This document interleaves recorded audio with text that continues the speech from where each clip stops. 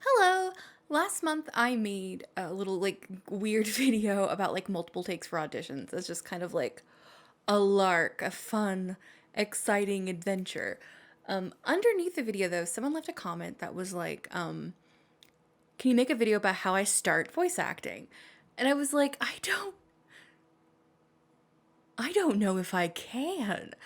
A lot of really great voice actors have already made these amazing groups and forums and written books all about voice acting in the industry, and they're all very beginner friendly. And I got to thinking, is there anything I can really add to that? I don't know that I can. But then I considered that my start from scratch moment is a little more recent than a lot of those more veteran actors, and the industry hasn't quite changed as much. And so I thought, okay, maybe there is some kind of insight I can provide. Maybe not. I don't know. I can just try and just do it and see what happens. So I thought I would attempt to do so in the context of how I started for some given definition of starting things. I don't know. 5 years ago, I just sort of got into my head, oh, voice acting is just a thing that you can just do. And there's kind of some lead up to that, where my brain was to get there, but that's a whole big longer story that deserves its own attention. But I was a little bit stumped because I knew that how voice acting worked. I was a huge animation and anime fan. I knew the general principles involved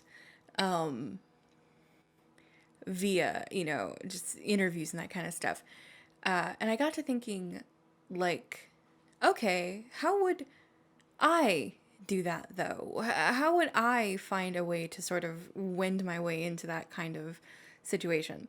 And this is where even I can't necessarily be like, oh yeah, this is where I started from scratch. Because when I got the idea to do voice acting, I had already been acting on stage for a really long time, since I was about 5 years old. Not in a professional setting, but I had done church plays, and I had done theater through school, and I had done acting and movement classes as a kid, and I was in musical theater competition, and I was in academic competitions that were performance and speech based. I I was so entrenched in theater in high school that people were surprised I didn't go into a theater arts related degree for college. And then in college, I was doing improv classes and improv workshops, and then I was in doing community theater. And then I was in a performance group where we performed every day, every Saturday. I did that for like 2.5 years. I've studied Stanislavski, I've studied Viola Spolin. I knew my stuff going into acting, going into looking at doing voice work and voice acting. And that's also the first part where we have to kind of like stop for a minute and have a very brief recognition of things like privilege and access. Because I could do all those things, and not everybody can. My schools had theater programs. I had a Girl Scout leader who was able to get me a discount, get my parents a discount on acting classes as a kid. I had parents who could take me to acting classes as a kid. I had, an internet connection where I could just go and do a Wikipedia. It was very new at the time, but I could go on Wikipedia binges about commedia dell'arte and all that kind of good stuff. And so, yeah, there were definitely some more social barriers that I had to overcome that a lot of other people don't. Again, vectors of privilege and vectors of access. But I always had access to the knowledge and the experience, and arts education that a lot of people don't get, and that doesn't get discussed, and maybe it should. So, anyway, I'm thinking about, okay, how could I, me personally, who doesn't live in any of these, big acting places and who's had struggles with acting as a whole, get involved in voice work? And at the time, I was really, really, really into Hellsing Abridged. And I think 100% Off had just come out, the Octopimp abridged. And, being a teenager in the aughts, particularly the late aughts, I was intimately familiar with things like Llamas with Hats and ASDF and Charlie the Unicorn. And I was like, well, they weren't in big studios when they did those. Like, those were home studio things. Like, they were just dudes sitting at desks with microphones. And I was like, I could be a dude sitting at a desk with a microphone. What's stopping me? And so that's when I went into a really big deep dive of how did people access these kinds of things? And that's when I learned there was such a huge online voice acting community. CCC was like brand new, I think, Casting Call Club. Voice Acting Alliance was still around, sort of. Voice Acting Club, I don't think it started yet. BTVA, Boy Behind the Voice Actors, I was familiar with it. I didn't even know they had a casting call section. Then I learned that they did. And I was like, oh, okay. And then so I was like, oh, okay, here's where people are asking about actors to come and work on their projects, and they're posting these casting calls and they're posting these like project descriptions, and I was like, oh, cool, I'll just go out for one of these, right? Like, that's how that works. And again, this is another part of having an acting experience. Is I knew how auditions worked conceptually. So seeing voice acting auditions, I was just like, oh, okay, yeah, no, I get that. I understand how these two things apply. So having the desire to do the voice work was the first step. Knowing where to find the auditions was the next step. And then having the background to understand just how auditions worked as a concept. The last step was a mic, obviously. Well, here's the thing. Lucky me, I had been a Splatoon streamer previously and was actually like still kind of doing that. So I had a mic, not a good mic, but a mic, and I didn't really know what I was doing. And I was like, well, I mean, this is just like, this is an okay mic, right? Like, no one on streams ever complained, but I was so stupid. Like, it's something you learn real fast. You're like, what? And then I was like, okay, well, I have this mic that I use for streaming. It sounds okay, I guess. It didn't. I'll go out for parts. And I did. I just auditioned. I had Audacity. And I just auditioned. And I really wanted to like avoid coming to like a just do it moment. But one of the big hurdles in the whole starting process is the just do it moment, where you've got all the stars are aligned, all your cards are on the table, it's time to play it, and that first hurdle is do it. Just do it. Because then the second hurdle becomes continue doing it, because it's not like I booked any of those like first auditions, but again, I had acting experience. I knew what it was like to get rejected. I hate to say rejected, but I knew what it was like to not book an audition. I was just like, oh, that's just the game, that's just how it plays. And that's a big part of it too, just accepting that when you first start something, you're not going to be great at it initially, which is a ex-gifted and talented kids very, very difficult to overcome. Let me just tell you, friends.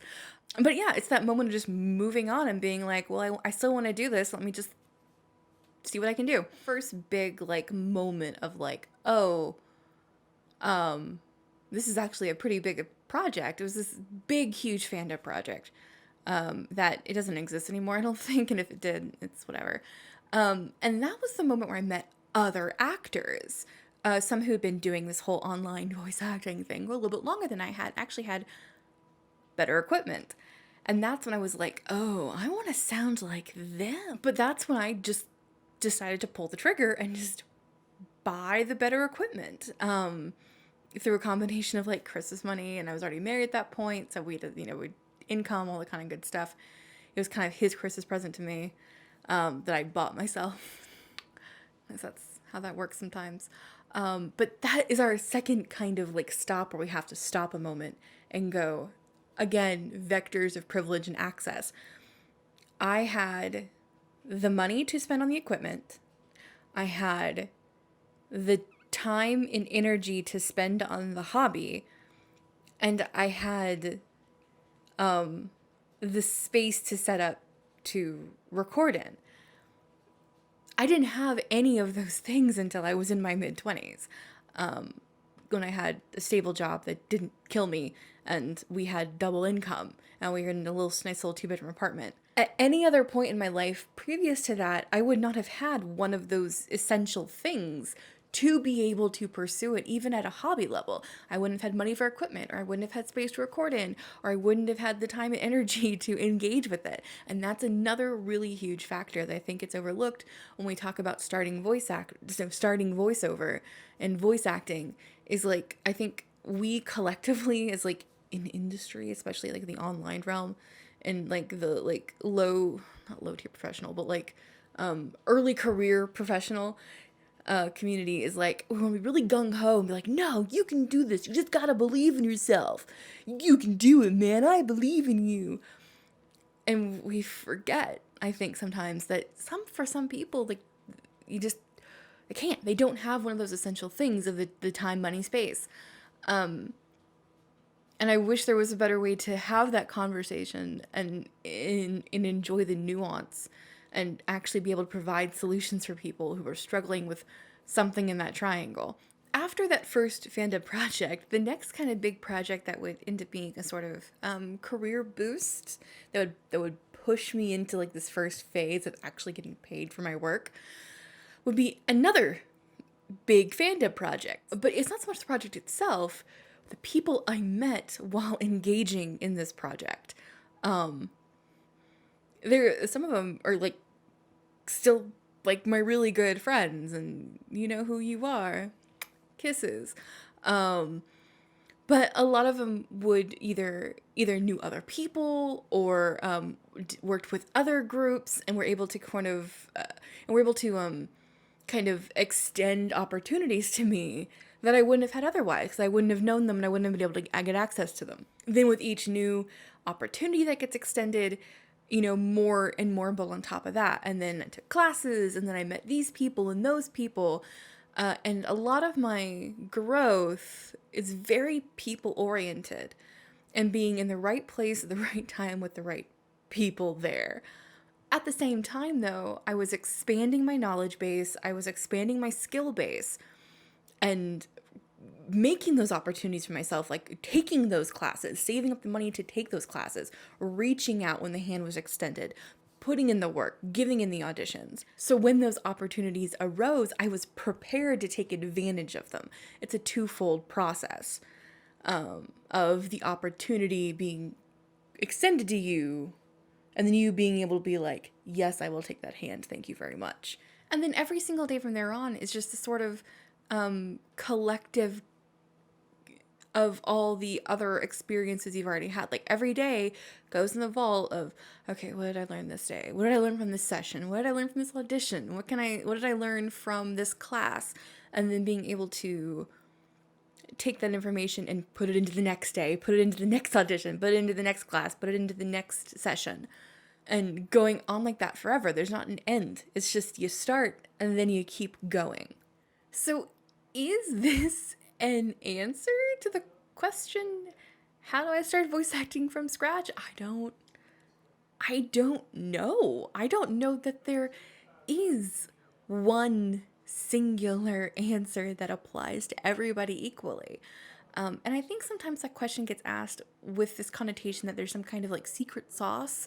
There's this little nugget of information or nugget of data or nugget of knowledge or whatever that's going to be the deciding factor between, starting and not starting. So I think there's this moment where it's like, if you're thinking, well, how do I start doing voice acting and specifically, and this applies to a bunch of things, when the real question should be, what's stopping you? And not like in a what's stopping you from being a successful kind of way, but what specific thing do you not know how to do that's holding you back from pursuing this forward?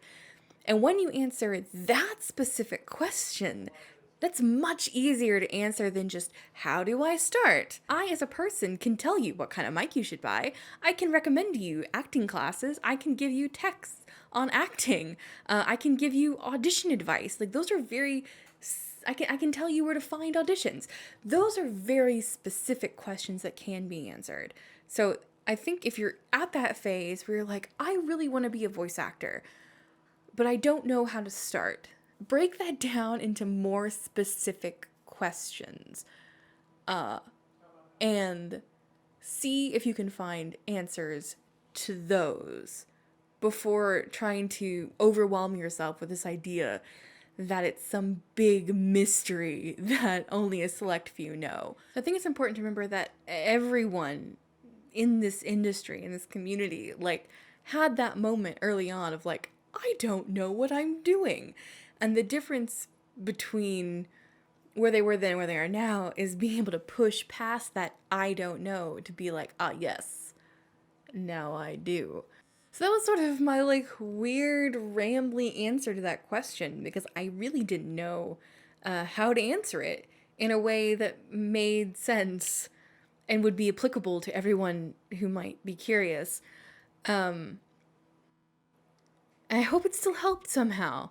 Because sometimes I think the answers we don't expect are the ones that really do the most work in getting us where we need to be. Um, if you have any other questions, I can answer them.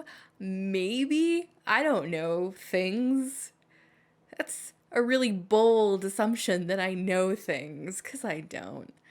I'm just day by day, man, making it work. Otherwise, just have a really good day and have a really great year, what's left of it, and try to hold on and remember that I believe in you, even if you don't believe in yourself. And sometimes that's all that matters.